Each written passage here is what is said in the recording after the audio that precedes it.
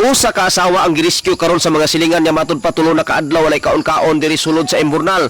Matud pa nga gipalayas kini sa iyang bana human sa concert ni Elias kay matud pa ang hinungdan silos kay matud pa nga kining maong asawa misabak ug mikapyot sa liog ni Elias. Ani ang report. Unsa man anong murag alain pa ako murag lahi man kulor sa iyang mata unsa man na siya unsa gi? Oh. Muni hitabo ug sa sabak.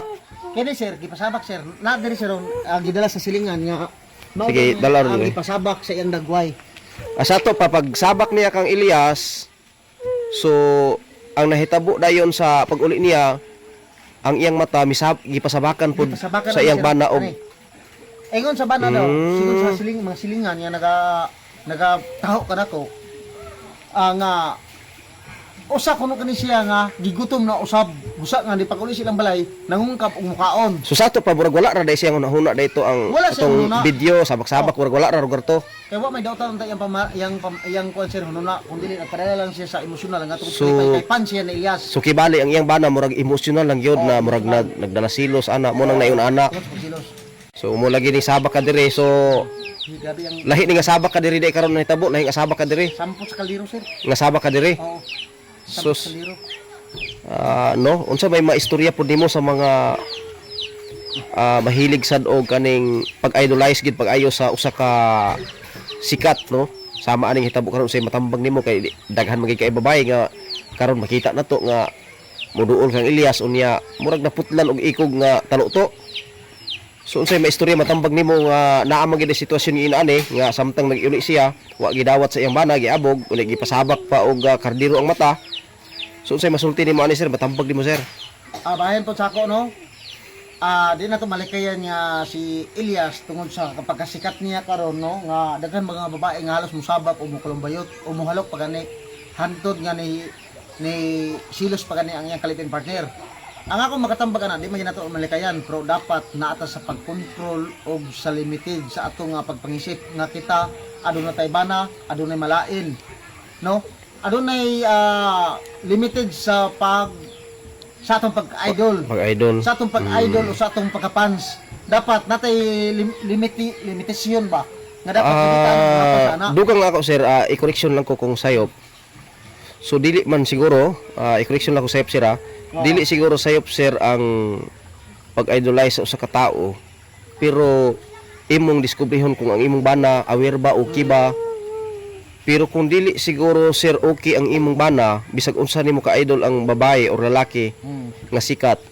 Dili sad siguro ang ayan sir nga mukapyot, mo sabak.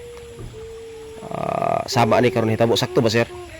Sa akong pagkatin sa akong istorya kaganin na kasama nga Labaon TV no nga ako ginaingon nga dunay limitasyon.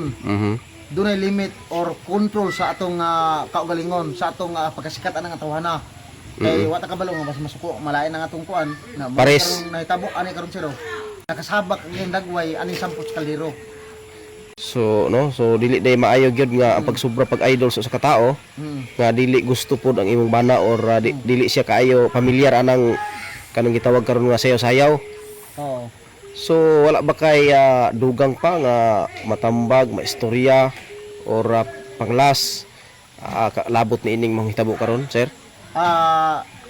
Kasamang Labaon TV no nga akong ikadugang tambag sa mga makakita ani nga video no nga hinaut nga di ta masama ani karon nga naay nagsilos nga iyang bana tungod dili anang sobra nga pag-idol nga ni sabak ug ni kalumbayot nga ang iyang pananghid nga mutan aura pero wala na sayre tungod sa iyang pagka-fans ug pag-idol ni sabak ug ni kalumbayot. Ako ikatambag no nga So silos ang hinungdan. silos ang hinundan sir kang Elias.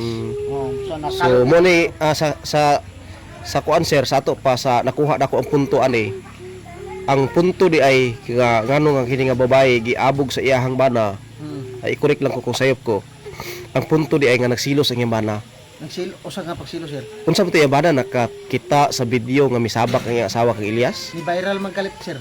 So nakakita siya. Isa ka oras sir 1 million punto. Kung nakita niya.